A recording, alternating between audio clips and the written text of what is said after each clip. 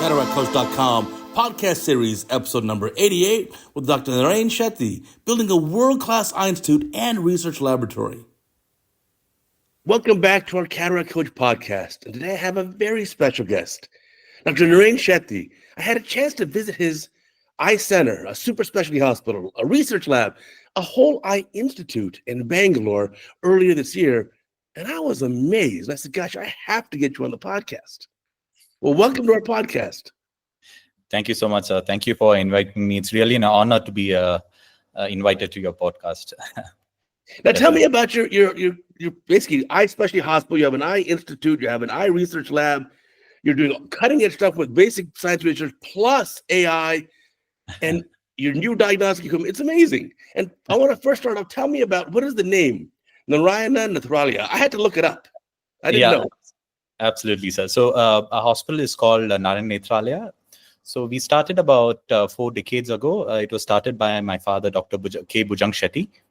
So actually, it's a very funny story how he actually, his path to ophthalmology. It was very interesting. Basically, he was born to a farmer. Basically, he was born in a village, a very small town. And what was very interesting was, so one of these, when he was a young boy, he was going to school. I mean, he was supposed to go to school, but he was on top of a tree sitting there during the class hours, and he was a very naughty boy. And so one of these holidays, vacations, so what he did was, he took a shirt and a pant, put it in a gunny sack, and just waited in front of a temple. Now, everyone was watching in the village, looking at this boy waiting with the sack, and they were wondering what's happening to this boy. I mean, what is the story behind it? So basically, he was waiting for a truck to come to the temple of the village so that he can jump onto that truck and just go for a holiday. And Really? this is not like his parents know about it, and even if he climbs and jumps, nobody knows, because at that time they had 8 brothers and sisters, so they don't know. That's why they have more children, because 1 or 2 are meant to be lost. So basically, and somehow at that point, it was basically one of my uncle, whenever he bought a new truck, the truck used to come to the temple. That's why he was waiting for. So somehow the stars aligned together, and then the truck came, and he jumped onto the truck and he went. And he was so excited that people in the truck, basically one more uncle and his son, they were all going to Joke Falls. Okay. Basically, it's a wonderful, one of the most beautiful falls in India. So they were on the way. So he was so excited. Okay, I'm going to the falls. But what was very interesting was, on the way, they were going to put his uncle's son to the boarding school in Bangalore. So they said, okay, they went on the way and they dropped that boy, and they looked to the left and they were seeing this, my father sitting there. He said, okay, I think let's put this guy also in boarding. So they just took him and put him in boarding. So his parents didn't know for many, many years that actually he was in this school. Wow. So he was put into boarding, and actually he was older to his class and he didn't know English. So he had to start from the very beginning. But after a point, he did extremely well. He got double promoted.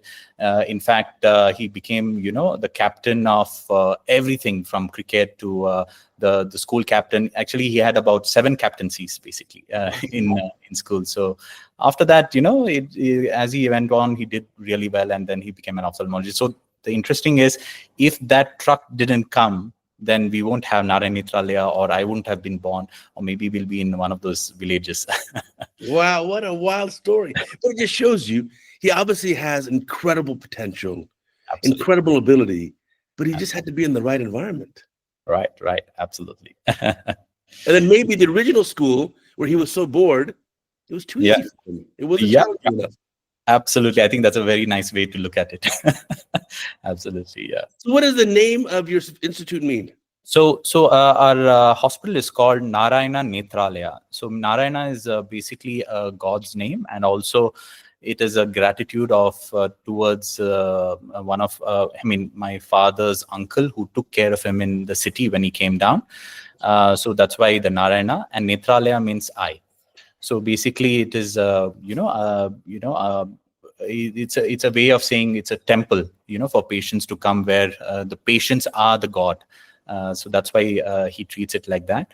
And we over the years we have expanded. I mean, we have about 4 centers right now and one charitable center where we do completely free surgeries. But over and above, dad was very supportive to start research, because so what we did is we didn't expand out of the city. We concentrated more in research. So we started in 2013 is when we started our research lab. It's called the Grow Lab, and we do a lot of cutting edge technologies, from proteomics to a lot of biomarkers work. And yeah, so over the years we have grown, and even we are starting gene therapy. Yeah. It's amazing. So now this is a different scale. So most of my listeners, I'd say at least half are American from the US. And you say, oh, I have 4 centers. The volume, you can't believe until you see it. Tell us about the volume of surgeries that's done with your facility at all locations per year, and how many patients are seen in a year. So per day we see about 1,500, 1,600 patients. And so I personally, and we do about 150 surgeries, cataract surgeries per day. I personally do about 25 surgeries per day, and I see about 40 patients per day. And I work Monday to Saturday, all days OPD, all days OT. Because I usually start my day just like you, very early morning. I start my OT sharp 6:50 in the morning. I finish 25 cases by 9:30, and then I train one case with my fellow. I sit with him and train. I really enjoy training, and I have to tell that, I mean, the life or the career which you have had is simply amazing, because being a teacher itself is being so impactful. And you have really amplified with CataractCoach, the way you have taught people and, changed so many lives of students. Simply amazing. I would like to congratulate that part too. So. Thank you. Thank you. Well, part of it is around the world, not all residents or fellows get the same level of training. Now, your fellows, I spent time with them, are so fortunate because they're an incredible program with very dedicated teaching, high surgical volume, a specific curriculum. But there are other fellowships, whether it's in India or US or anywhere else in the world, that don't have that same level. So what I liked in Cataract Coach was, let me get the knowledge, the secrets in cataract surgery, the secrets in anterior segment surgery. Let me just democratize it. I'll share it with everyone every day for free. Yeah, that's really amazing. So that's one of the points which I keep telling my fellows, because a lot of surgeons, they don't tell their secrets. Yeah. They don't tell their special technique, what they do. I share everything what I know, and I keep telling them, don't do this. You have to teach even before you leave the institute. You have to teach your juniors, your colleagues, how best, whatever way you can teach, because I personally keep learning. Every fellow I get, I learn something new, because teaching is the best way you can learn. Absolutely, sir. Absolutely. So, teaching makes you understand the material even better than you did before. Absolutely. You really have to master it to teach it. Right, absolutely. So your fellows, I had a great time actually spending time with them, but you involved them in everything. So what I liked was they're, of course, doing a lot of surgery, seeing a lot of patients. They're also doing research. They're also presenting at your big meeting. They're doing a live surgery for your big meeting. It was amazing. So tell me about the fellowship programs. You have it in all subspecialties? Yes, we do. We do in all specialities, but we have a larger number in cataract refractive because of the sheer volume we need. See, over and above teaching, they are also our hands, because they help us a lot, for the hospital to function. And also, in terms of research, it's a win-win situation where we take their help, we teach them. They also, are happy that we put them in platforms. We don't see a lot of times we give opportunities, not just for fellows, even doctors to grow, wherever we see their potential, we just push them and we see how, they can, they shine in which category, which field. We keep pushing them so that, there's no way that, we can say that, okay, take their idea and we publish it, and it's not a nice feeling, and they also demotivated. So whenever we get our ideas, or they come out with certain ideas, we tell them, we push them, we tell them to publish the data, so that everyone is happy and everyone's winning and everyone's growing together. Yeah, it's certainly a demanding fellowship. You're certainly going to work hard, but Yeah, you'll learn so much. But I think the most telling thing for me was so many of your former fellows love it there so much. They just joined as faculty. yeah, absolutely, sir. Absolutely, sir. So I think even so, I know it's a very, I don't know whether our fellows are happy or not. We push them to do even live surgery, like you were seeing in our Right. in a conference. But they're scared in the beginning, but once they do the surgery, oh my God, they're so grateful that that they give us, they're given an opportunity to be being operated in front of you or all the Right. esteemed faculty, and everyone this time also, they were so proud of. I mean, I was so proud of our students, and how wonderful they did, so seamless surgeries, and it was the first time actually they were performing live surgery this time. So it was so nice to see, and it's so nice to see them bloom actually. Yeah. Yeah, you even had them in like other roles for your conferences to make sure everything went on time. They had like leadership roles for a young person who's just, I mean, in the fellowship training to have that much responsibility was fantastic. Absolutely, sir. Actually, that's one of the things which I learned when I was growing up, when I started the hospital. Was initially, I mean, I love micromanaging. I mean, the smallest of the details. I have an OCD for Sure. even seeing the color, the stitch in the screen. I mean, the background on the screen, Right. everything. I'm so particular. But I realized initially I was doing everything myself. Then I just realized that others are not, they don't get that ownership when you start Right. doing everything yourself. So then I Right. realized that I give them the work, the responsibility. Then I tell them, look, I am very confident that you can do the job and you'll do it better than me. But if you're stuck anywhere, you can always come to me. I'm always there with you. And that's what I just tell them, and I let them, I give them the freedom. And and like you said, that makes them grow, gets that holistic growth, or they become a holistic doctor by the time they come out of the institute. Because a Right. lot of times, it's not just about surgical skills, how you talk to your patients, how you do a conference, how do you do your slides, how do you do your research, how do you write a paper, everything. It's a holistic approach for us to come out and start our practice. So that is what we try to teach our students. Yeah. Well, I like that you give them responsibility and you tell them, I trust your judgment. I'm here if you need me, but I trust your judgment. That's Ab- fantastic. Absolutely, sir. And then you Absolutely. find out when you tell someone, just do whatever you think is best. I trust your judgment. They do a Yeah. better job than if I did it myself. Yeah, absolutely, sir. Absolutely. That's so true, actually. I've seen that many times. Actually, in fact, when I started my practice, I didn't want to start in the main branch. So I started in a branch which we just was under construction. So I was involved in even the construction, the exterior, the interiors. Then I personally used to hire the staff, train them. I have trained the counselors. I looked into the small details. But then I realized that I was actually, at one point, I was doing everything. And I felt like, I didn't realize that because I was growing at that point. I realized that I was either hurting the seniors, or they felt like they weren't doing their job. They were just sitting Mm. back and just enjoying the whole day. So then I realized that I need to overlook it, but not micromanage, because I need to give responsibility, let them flourish. Then the automatically everyone gets that ownership. So yeah.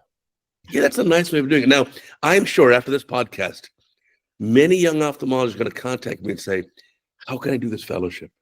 So tell us, what's the process of applying and doing your fellowship? What's the criteria? How many people are applying? How many are you taking? Because you have a good number of fellows. I was surprised. Yeah, absolutely, sir. So what we normally do is, there is an online form where you can, if you go to our website, we can apply for a full fellowship, or if you're planning for a short course, advanced phaco course for a month.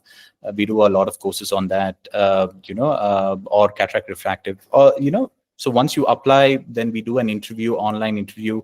then among the most important things is we see the personality or the character, because a lot of students are very arrogant, and that is 100% we don't take them because that is the number one criteria, because everyone can learn.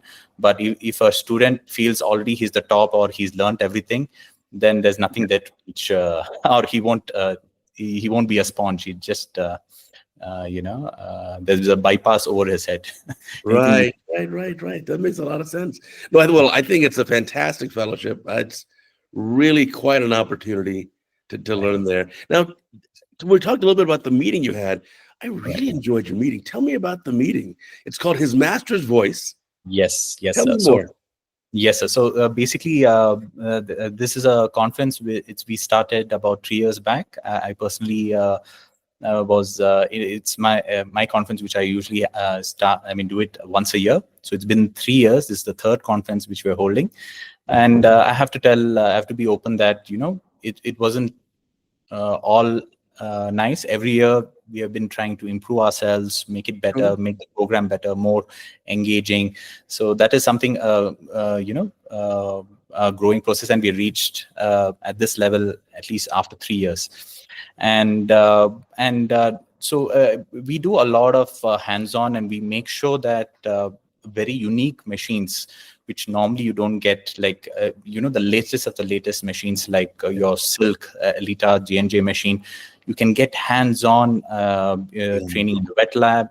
You can do your whichever phaco machines you want. You can operate in your wet lab. And there's always a high-end surgeon who's actually helping you through the process. And over and above this, we have a lot of from your machines. How do we use our machines? And we discuss in a way that it's more case-based, so that it's much easier, because a lot of times in school also this happens, where we are taught maths, we are taught everything, but when we come out of the school, we don't know how to apply it. It's so important that we realize. So that's why we discuss all our diagnostic machines in such a way that it's a case-based discussion of its features, so that we realize that how do we use this particular feature of this machine in our clinic. So that's how we discuss our diagnostic machine. And obviously we have even live surgeries in our conferences, and we have stars like you and Dr. On and Dr. Rudy, and everyone was there. And so that way, not just we try to spread the experience and seniority on the national and international faculty have. It's something which normally you don't get anywhere. So it's a one place where you can imbibe knowledge and take back imbibe next day. Yeah. I mean, one thing that I thought was unusual that I saw at your meeting, which was amazing, you had every different phaco machine from every manufacturer in a wet lab setup. Right. You had every femtosecond laser, excimer laser, every diagnostic device, everything. And all the young doctors can sign up for, like, okay, let me get on my schedule. I want to spend time with this machine, that machine. That was amazing. I don't think I've ever seen a meeting that allowed you, like, I could have done 6 different phaco machines in the same day. Right, so absolutely. So and plus we made sure that the people who have registered for the wet lab, we made sure that they don't wait in the queue in the wet lab. We give them buzzers, and they go to the hall, and they keep continuing with their enjoying the conference. And whenever the buzzer rings, they can go back and go for the training in the wet lab. And I also loved that, very much like my style, the meeting was exactly on time. No session was even 1 minute late. It was exactly on time. Yes, sir. Thank you. That's a fantastic. It's sometimes very difficult to do. Absolutely, sir. I think especially if you have live surgeries, I think then it goes haywire, because we don't know how long each surgery takes, or if there's a complication, it might take longer. So that becomes a much of a challenge. Yes, absolutely. Yeah, you had good didactic sessions of brief lectures. You had good discussion sections, audience interaction, plus a lost art, which we don't get in the US anymore. We used to. In fact, I used to do all these with live surgery events, which I think there's still a good learning from a live event. Absolutely, sir. Because so what happens is in live events, see, now we surgeons, we show our best cases. sometimes we do show our bad, but that's a little bit of struggles, and here and there, that is something that we don't showcase. And live surgery is something that we can actually see the experts how they handle. If it goes a little wrong, how do we actually manage it? How do they hold the instruments? How do they manage? How do they manipulate? And that's something that always a live event is something which really attracts. I think that's something that happens in every conference, that a live event is something that everyone wants to watch and see. But like I always say, in a live surgery, you shouldn't be too interesting. Because if you're in your talks, you should be interesting. But if you're too interesting, that means you're doing something wrong. That means you're doing some complications and right. other things. Yeah. But even then, the live surgery were some tough cases too. They weren't all just simple cases. Absolutely, sir. I think at this time also I was a little bit tense about my case, because it was an open PC posterior polar cataract. And I was crossing my fingers, my hands, everything, just hoping that everything went smoothly. Thank God everything. Went beautifully. No, I think it's a fantastic meeting. Certainly, if you have an opportunity to attend every year, it's about the same time, October, probably every year. We do, sir, October, but now and then we just change a bit depending on how the international and national conferences are. We change the schedule a little bit of a couple of months here and there. So, yeah. I think I do a lot of meetings. Like this year, I lecture in 21 countries. But that was really one of my favorite meetings. It was just so well done, so well organized. Everything was, and I felt like I learned a lot at the meeting. Thank you so much. It means a lot coming from you, sir, because we really look up to you, and the work you do is simply amazing. And hearing those words coming from you, it's really made my day. Although I got to admit, every year, the young residents and fellows seem to look younger and younger. As I get older, I look at them like, wait a minute, how old are you? You're like as old as my kid. That's what happens, sir. Actually, no matter what age we are, we always think that is young, because when we are in 20s, we think 20 is young and 30 is too old. When we become 30, we feel 30 is young, 40 is too old. I think it just keeps going on. Actually, every fellow who joins, I just feel that they're my colleagues every year. Right.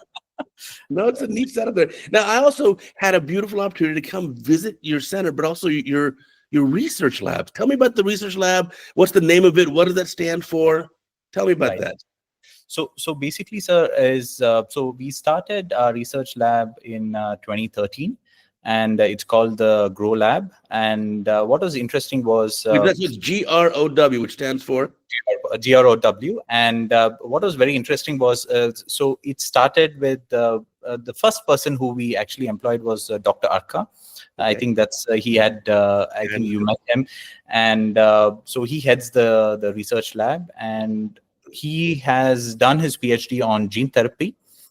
And what we do here is we made sure that we run very efficiently.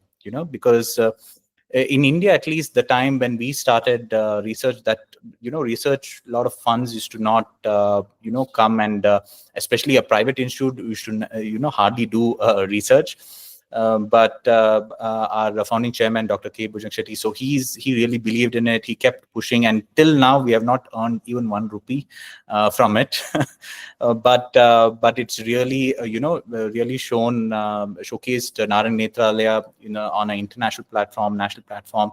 We made sure that we differentiate from the other hospitals having these cutting edge technology, because we didn't want to just do research. In the sense, we wanted to make transitional research where whatever we do in our lab, we make sure that something helps in our clinic. So what we did was, initially we made sure that we collected every sample which was being used. In our day-to-day surgeries, be it the tears, with the aqueous, even the PRK. A lot of times we scrape the epithelium and we just throw it away. Or we do a lenticular extraction procedure and we just throw the lenticle away. At least my message to everyone who's hearing this is, please do not throw any tissue, because these are all gold mines. We need to store it. So we stored all these samples at -80. And what happened is, a lot of times, I'll give you an example of a PRK. A lot of times we have post PRK haze, and I mean, where you have done your surgical procedure perfect according to textbooks, Right. just the right way, so that there's no haze and everything. But the next day you have these haze forming. So how did this happen? So what happened is, when these cases happen, we went retrospective to the samples of the epithelium which was collected before Wow. the Oh, surgery. interesting. And then we performed the test and saw what was so different in these eyes as compared to others, because all the scans looked perfect. Sure. And the ideal candidate for this, and the powers are not too high, very low power, where we did the PRK. And then we realized certain biomarkers which were different in these eyes, and we even published this particular data. And this what happens is, the next time preoperatively from the tears, you can identify these biomarkers, and then look, these are the eyes which can develop post-PRK haze. And then you pre-treat them, or you can completely avoid doing PRK procedures in these eyes. So that way you reduce the risk of chances of post-PRK haze. So that way, there are so many small things where we do a lot of customization, prevention, so that your treatment, you're pushing your success rate to another level, because you need to do we do a lot of customized treatment, not just for the patient, for the eye itself. Sure. And over and above this, we even have started gene therapy lab. And so we are India's the first center to start even human trials in this. So we are able to produce in this particular lab clinical grade vector in the sense, it's basically a vehicle in which gene therapy is delivered into the eye or into the body. So that is something that we can actually do in our lab. And we are focusing on. We have already finished our animal trials. We have very successful animal trials for keratoconus, Stargardt's, AMD, and many Wow. more. Yeah. That's really quite amazing. I had never thought of that, but you're right. There's obviously the patients who did PRK and they got haze. Normally we just throw away the epithelium, scrape it off, and it's gone. But you saved it, so you go back and look at all the haze ones, and okay, this is the biomarker. Now you also Absolutely. developing a device to test the tears. Tell me about Yes. your device. It was amazing. So we wanted to see, we did a lot of work on novel biomarkers for different conditions, for dry eyes, even for cataract. We have, I mean, one of the studies which we keep publishing in every conference was this time also in ASERS and other conferences, where we found certain biomarkers in cataract. Because we treat every type of cataract the same. We don't do anything different. But what we found very interesting was, there was higher level of inflammatory markers in patients with posterior subcapsular cataract with higher sclerosis. And that is something that we didn't realize, because when you have such a scenario and you have a mild gait of diabetic retinopathy, and then you simply go ahead with the surgery, then the mild grade progresses and the patient blames you. Look, doctor, you spoiled my eye. I was perfectly fine, and my retina condition worsened post surgery. So such conditions, we did find a lot of biomarkers in many fields, be it keratoconus, even in retinoblastomas, and so on and so forth. But then we realized, see, we can do these biomarkers, but we need such high-end machines which are very expensive and time-consuming to do all these testing.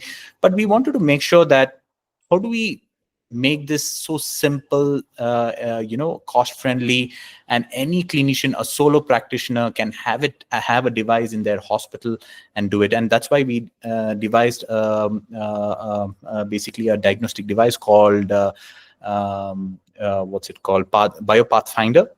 And so this is a very unique device where you can, with the help of the Schirmer strip, you can collect the tears from your patients. You yourself can do it. Collect the tears, put it in this particular machine, which you can put it on your desktop or any table in your clinic. And within 90 minutes, you can have a set of biomarkers in your hands. That's wild. And what is more unique about this is, you can customize, because there are different cartridges which you can use for this particular diagnostic device. Okay. So depending on your specialty or your interest, be it, you might be a retina surgeon and you do a lot of injections, and we have identified certain biomarkers with which you can actually find out which patients respond to anti-VEGFs, which patients respond to your steroids, which is the right injection, because intravitreal injections has become really infamous. A Right. lot of patients keep complaining, look, the surgeon keeps injecting and nothing is happening, and so on and so forth. Even before your first injection, with this biopath finder, you can actually find out whether his eye will respond to this treatment or not, and then you can Huh. select which injection you want, and then you inject it. So that is the beauty about this particular diagnostic device, so that your relationship with your patients and your results post surgery or post injection is going to go to another level. So that is what we have brought forward. Now, when can we expect even to have this machine come and commercialized? I'd love to Yes. have one in my clinic. Absolutely, sir. So I think so it's completely ready. It's just that we are waiting for our certain approvals, regulatory approvals. That's all. That I think is taking a little time, because a lot of rules have changed in India recently. In fact, most of them, companies like J&J, Alcon, they are also struggling to get their devices into India lately because of the just change in the new rules. So I think probably in another 2 months or 3 months, we should be up and running with our the certificates, and then I think we should be able to give it all over the world. Yeah. Wow, that is fantastic. Yeah, I actually I looked up at the GROW, GROW. G is genes, R is repair and Yes. regeneration, Right. and then Right. OW is ophthalmic workstation. Absolutely, sir. Absolutely.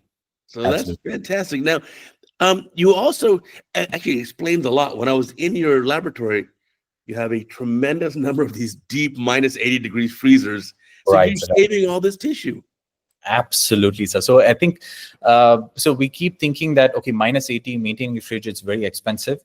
It is, but believe me, these are all gold mines, because Right. tomorrow, anybody wants to do any study, or I mean, be it in-house or from abroad, we already have the samples with us.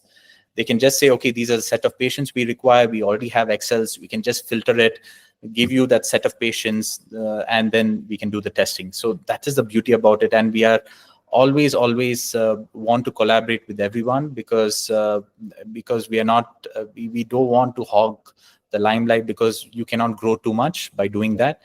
We need to work together. That's when we hold hands, and that's when we can grow to another level. That's the whole And philosophy of help it. more patients. Absolutely, sir. Absolutely. You also had some gene therapy experiments. Tell me about those.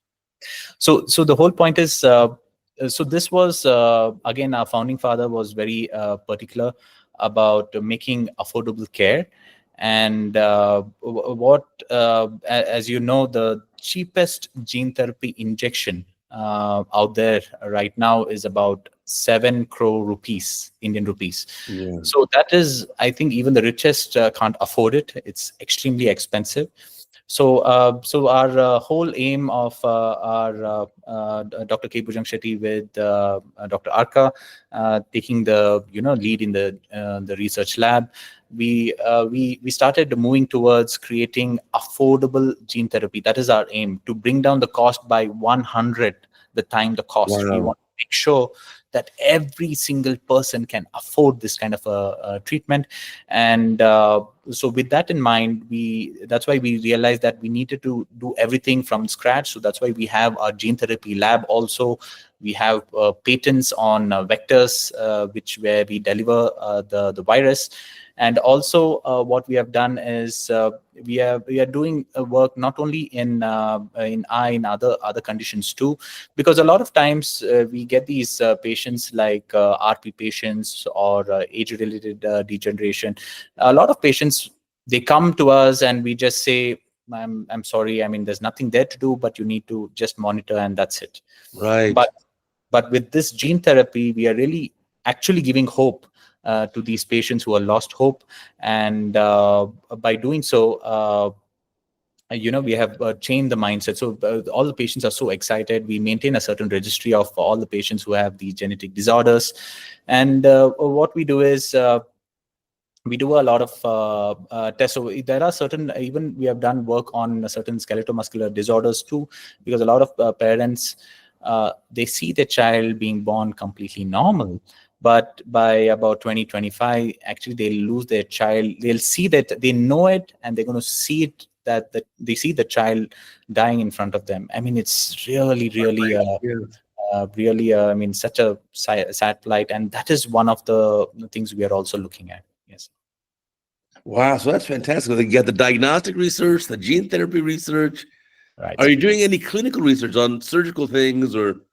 Absolutely, sir. So we have done a lot of research. I mean, we do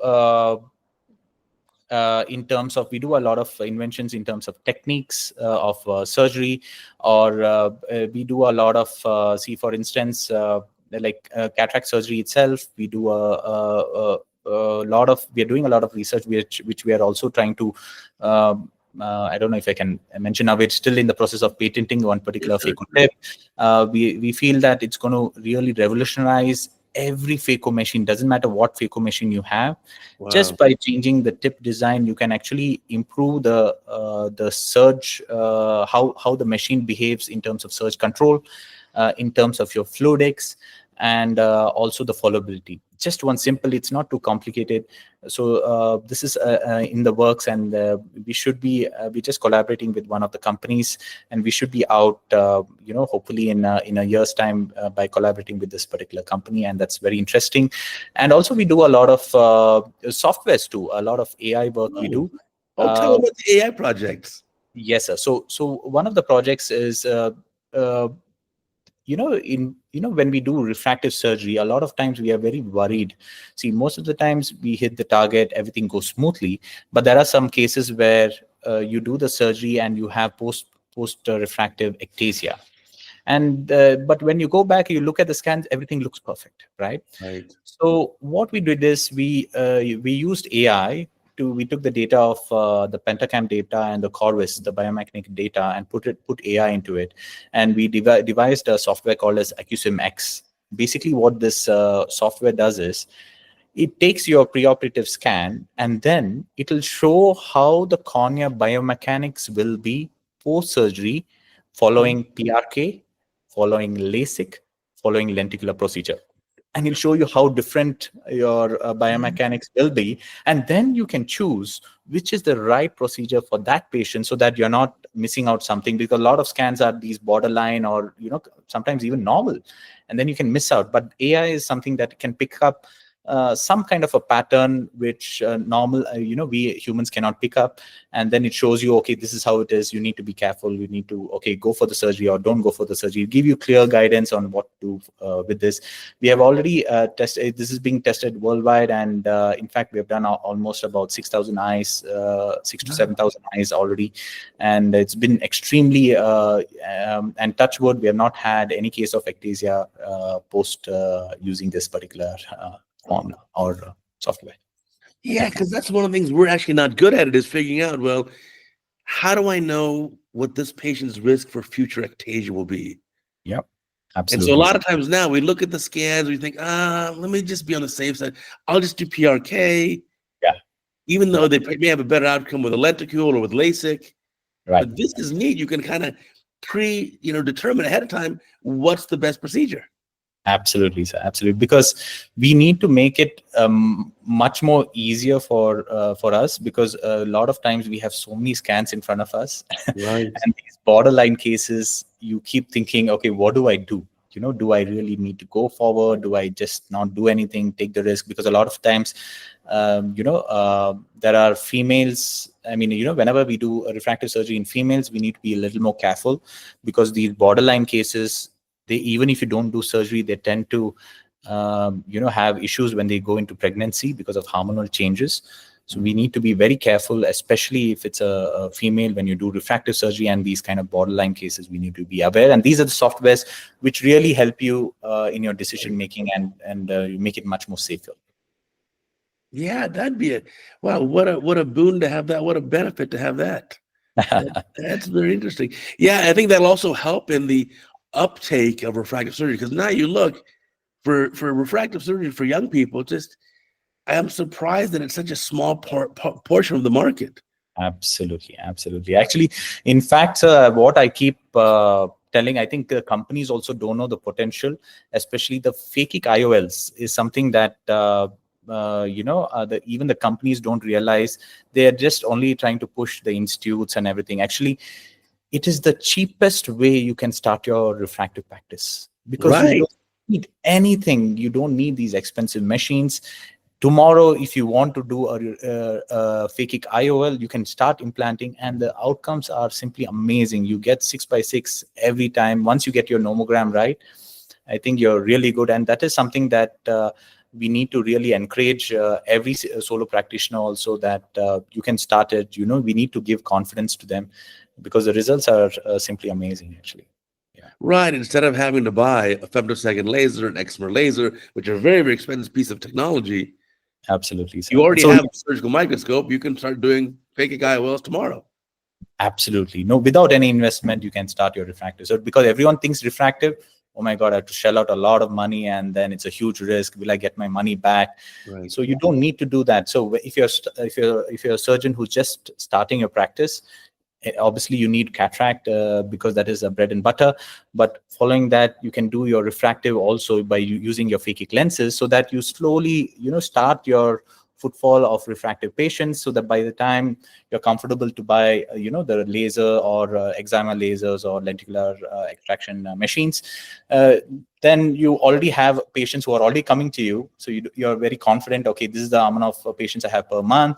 And then you start your laser procedure, so you can give your whole refractive all different kind of options to your patients, and then it's a win-win situation.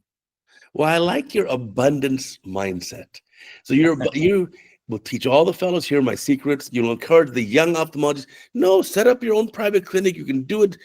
You can start from scratch. Here's how to do it. You're telling all the secrets, because we only compete with ourselves. Absolutely. A good surgeon doesn't compete with any other surgeon. A good surgeon competes with him or herself. Right. I think that's a very good point, sir, because I keep telling that to my fellows or trainees, look, you always teach everything you know to your colleagues and everyone, because if he's a good surgeon, you teach or don't teach, he will be good at the end of it. But Right. at least if you teach, you'll be his teacher. Right. So it's might as well spread your knowledge, share as much as you can, so that at the end of it, we need to be a good human being above all. And For the sure. best thing to get out of it is simply unlimited. Oh, I think that's fantastic. Now, how do you balance? You have so many projects. You've got the Grow Lab with all the research in diagnostic, gene therapy. You have research in clinical things, surgical things. You obviously have a busy. You're doing, 150 cataracts every week. You're working 6 days a week. You have your full clinic schedule also every day. You mentor your young doctors, your fellows and residents. Sometimes you don't see the sunlight. Sometimes you start the day before the sun comes up, and you finish the day, the sun's already gone. You don't even see the sun. Absolutely, sir. I think you hit the nail on the dot. But I think that's one of the things which uh, somehow I think maybe we are blessed, especially being in India or being in Bangalore also, that we are blessed with such numbers. And so because of that, we need to be very efficient. We make sure that we continuously keep monitoring the workflow of these patients from point A to point B to C, and we keep monitoring every day on where is the bottleneck, how we can improve it, because that is the most important in these high volume institutes. Because see, now for instance, I started usually by 6:50. By 9:30, I finished 25 cases. So that should be how Wow, smooth, efficient. our OT staff. Because it's not a one man. Doesn't matter how fast the doctor is. If your team is not good, then you will be as slow as the team. So the floor nurse, the ward sisters, the ward staff, everyone works so well, and we are very blessed to have such beautiful people also who really treat our patients really well. And it works like a machine. It just comes and goes in. Patients just come, go. And what we also do is we keep trying to see how we can invest in even machines. See, now I'll give you a simple example now. Sure. uh, See, a lot of times, be it let's say in the general OPD, a lot of times we see these patients, and then we need to dilate them to see the fundus, and then go to make sure that we have seen the whole eye, even the periphery and everything. So this was a pretty time-consuming process, because first, when you go and see the patient, then you say, okay, everything's fine, we need to dilate you. Then the patient is made to dilate. Then it takes about 1 hour, 45 minutes. And then again, they get into the queue to get to see you. And then, it's a long process. It's like the doctor's doing twice the job, seeing the same patient 2 times. So what we did is we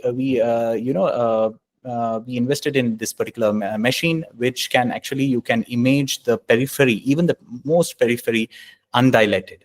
Oh, wow. So yeah, so what we did is, so that way we really cut down the time. So we don't need every patient. We finish, we do the scan. The doctor is already is able to see all the slit lamp findings, including the fundus, the periphery. And this kind of an experience for the patient, that he does not need to being dilated. His waiting time is significantly reduced.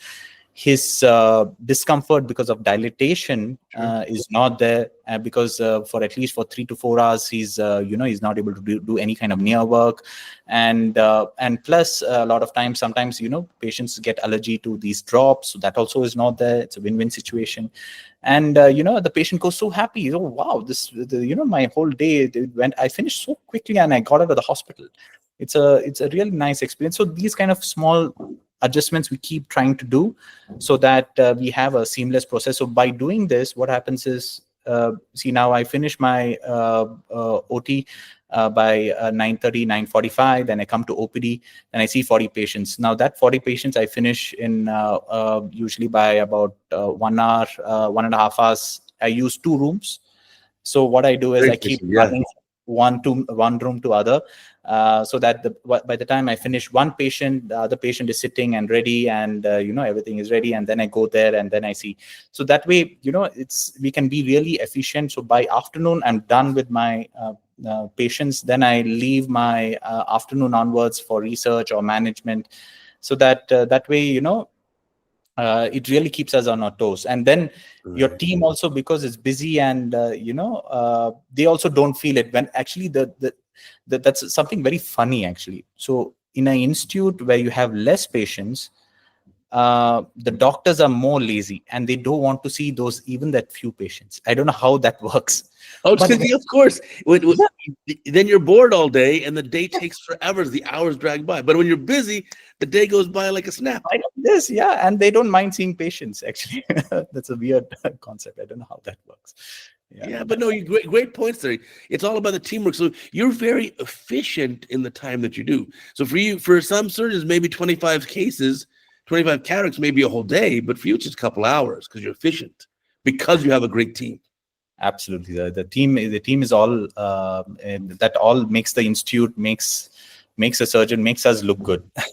No, so fantastic. Take the credit. For sure. So what's next on the horizon for you or for your institute? So absolutely, sir. So what is very exciting is, one, gene therapy is something that we want to make sure it's available for everyone, and also our diagnostic device, which I was saying about, customized treatment, because a lot of customization we are able to do for our patients, and we want to make sure that every surgeon there can have it in their hands. And also, we want to encourage more FDA trials. We have done about 2 FDA trials now in our institute. We were one of the, it was a multi-centric study, and our center was one. We want to encourage, we want to showcase that, even in India, in our institute too, that we are able to churn out good studies and good quality studies, because one of the things is we can churn out quicker because of the sheer numbers. We can finish the study also better, and we want to make sure that we maintain the quality also of the study being done. Yeah. Well, that's fantastic. Now, which gene therapies you do? We talked a little about like disease like retinitis pigmentosa, but what are the other diseases you're targeting? So we are looking at Stargardt's diseases. Stargardt's? We're looking at keratoconus. We are looking at dry AMD. In fact, we have certain, more than the gene therapy, we have also found certain biomarkers in that. We are we are about to come with some kind of a therapeutic treatment for that, which will help the dry ARMDs too. And also we are looking at RP, which you did mention, and many more, which in the pipeline. Some are in the others, which I have not mentioned, are still in animal trial. And then, once that is done, we are going to move towards human trials too. Yeah. No, that'd be fantastic. That'd be revolutionary. I mean, certain diseases, Stargardts or retinitis pigmentosa are relatively rare, but things like keratoconus, I see a keratoconic patient almost every week in my clinic. Absolutely, sir. I think that's something that is very much needed. And in fact, we were one of the centers to show that it's more of an inflammatory disease, and that was something that people didn't look at that particular direction. And what was very interesting was we even showed that just with controlling the inflammation, we can actually slow down the progression of this particular disease. So that is, I mean, sometimes, with the help of, when you have a tie-up with a research institute, or when you do research simultaneously with your clinical work, you can really change how we actually look at certain diseases and treat them too, sir. Yeah, wow, it's going to be a whole new world coming up. It's kind of exciting. Right, sir. Absolutely, sir. Yeah, well, Naren, I want to thank you for taking the time to chat with us. I learned so much. I certainly hope to visit again. You have an incredible institute there in Bangalore. For my American friends who may not know, this is a mega city. Bangalore is like the computer, IT, technology hub of India. And I think what the population must be 15 million, maybe more. Yeah, absolutely. A small place, but it'll be the population of a country. Yeah, it's huge. And it's grown so much over the last, maybe 10, 20 years. Amazing. Absolutely, sir. Absolutely. But I hope to visit you again in the near future. Again, I want to thank you for taking the time. I'll put a link down below to your eye institute as well as your research activities. Thank you so much, sir. It's really, and again, I want to mention that I'm really honored to be invited to your podcast, and I would like to again congratulate on your amazing work. I mean, it's doing such videos. One is you're sharing all your complications. It's not easy, and also you share how to handle it without any filter to it, and making it free. We need to remember that that's a huge thing. I mean, you can really make money out of this, but you have done it for free, and that's simply amazing. And hats off to you, sir. Thank you so much. Thank you. My pleasure. Great conversation. I want to remind our listeners and viewers, remember, I got a new podcast every single week. And of course, there's a new CataractCoach video every day. So until next time, I'll check you later.